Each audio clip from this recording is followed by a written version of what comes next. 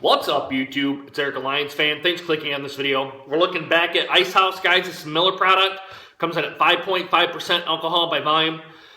As well as you guys might know, or you may not know, that's back to 5.5%. And I'm just going to sit here and drink and talk here a little bit.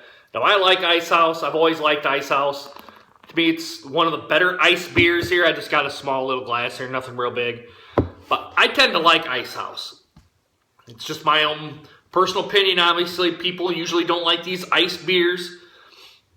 To me, they're okay. I mean, now, when I had the 6.9%, I thought it was a little too harsh. I thought it was, not to say that it wasn't well made, it just had the alcohol punch, and had an alcohol punch, and it had too much of an alcohol punch, and the grains were stepped up a little bit. With this one, I don't get that. It kind of tastes to me more like a regular style beer.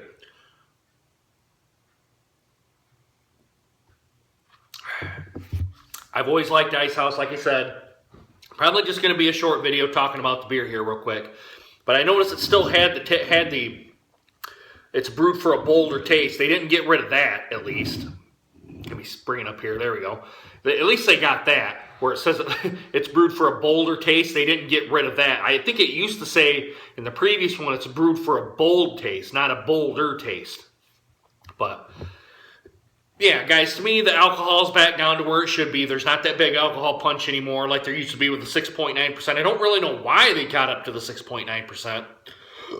And with the Milwaukee's Best ice, I don't know why they felt the need to go to that point with Icehouse and for the Miller, the Milwaukee's Best ice. I don't understand why they did it.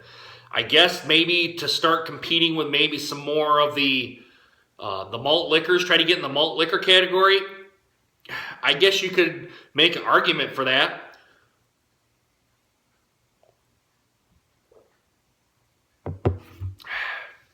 That's good. But I don't necessarily think that's the case. You would probably have to talk to someone from Miller Coors, or actually from the Plank Road Brewery. It's just a fictitious brewery. It's in Milwaukee. Tell why they decided, and actually who decided to do this. I'm going to give it kind of a tilted pour here, and this big. It's made for a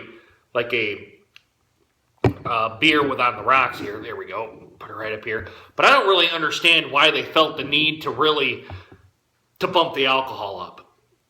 I would like to know if someone does know, or maybe even your hypothesis on why this happens. To me, guys, I mean, just look at the beer. It's very clear, like your typical adjunct lagers. I'm getting bubble streams with this glass. It looks like an ice beer, and it tastes like an ice beer. It has a little bit of sweetness to it. I tend to like that, just a little bit of sweetness, kind of like Mickey's. It kind of tastes like a malt liquor to me a little bit because of the sweetness, even though it's an ice beer. It has kind of those ice beer characteristics as well, where I call it beer concentrate, which I know that's not really what you're tasting there, but it's I don't know if it's the grains or what it is that they had to put a little bit more in here, the adjuncts in here. I think it's made with corn and not rice.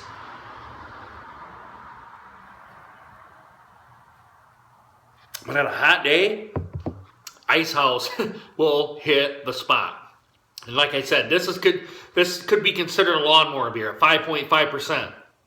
Could go out, drink one of these, like a 24-ounce can with your buddy, just sitting bullshitting. Or maybe go out if you're into just bullshitting with your buddies or whatever. This is the beer to pick up. Or any of the macro style lagers. This is a beer to pick up.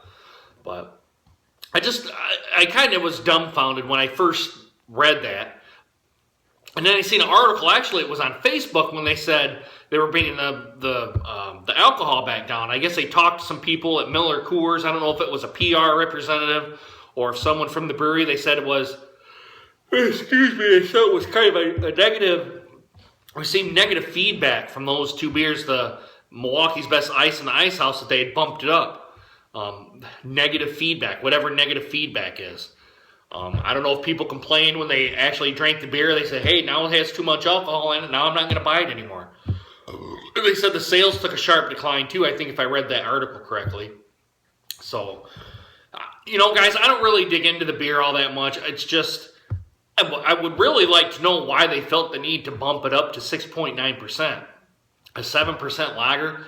And I'll agree with some other beer reviewers out there. When the alcohol content of these lagers gets up past 6%, I think 6% is probably the cutoff. It starts to get a little bit. The alcohol punch is there. There's more grains, all that. But I think malt liquors at that category are okay to me. I tend to like the 8% Steel Reserve, but I would got that, and I got Crab Face off it. I bought 2 beers, I think, for $3, 2 24-ounce cans, and I drank them both. And my buddy, I had my buzz going on, that's for sure. For 2 24-ounce cans, I had my buzz going on. So, but yeah, for this one, I think it's like I said. I know I'm kind of being a broken record. I think Icehouse at this percentage level is perfect. Is absolutely perfect for this. Maybe I wouldn't even say tease it with 6%. Just leave it at 5.5%. You guys are going to start coming back to it. Icehouse to me is probably probably the most successful beer out here. I mean, look at it. I mean, the can is obviously pretty sweet looking, at least to me. I've always liked the can art on this. I mean, you can't really beat a freaking, now obviously other than that where it tells you the information and all that, which it does say that it's, what does it say for 153 carbs. This is a pretty stout lager for a 5.5%. Usually around this, they're not quite that high, but maybe with the ice beer process, it bumps up the calorie count here a little bit. But guys, like I said, I'm going to kind of wrap it up with this. I've always liked Icehouse. I kind of keep coming back to this one every now and again. It's not anything that's going to be a staple in my refrigerator, although at one point I did consider it because of its ice beer qualities and its relatively low alcohol content for an ice beer. Usually in this class, you usually get 5.9, 6, 6.5. You usually don't get anywhere past 6.5 for an ice beer. I just think it's a great beer. I like this. I also like Natural Ice. I also like Bud Ice, Busch Ice.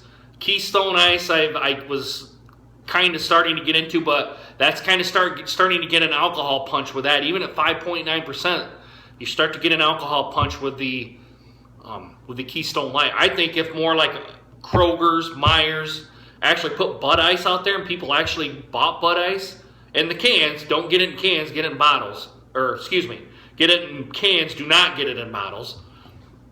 I think that would probably sell better up here. Although people up here in the north, they tend not to like ice beers for some reason. I don't know why that is, or it hasn't really caught on up here. But guys, I think it's great. Like I said, I'm gonna finish this can up here, guys. I'm just kind of bullshitting about the beer. I would really like to know why they felt the need to bump it up to 6.9%. I haven't really found a good, valid reason for that. It's kind of always been kind of a bullshit reason, or no one even wants to really come out for that.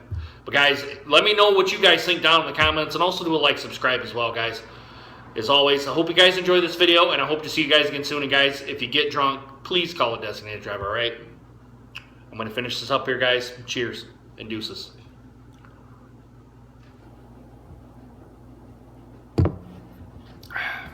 Damn good beer.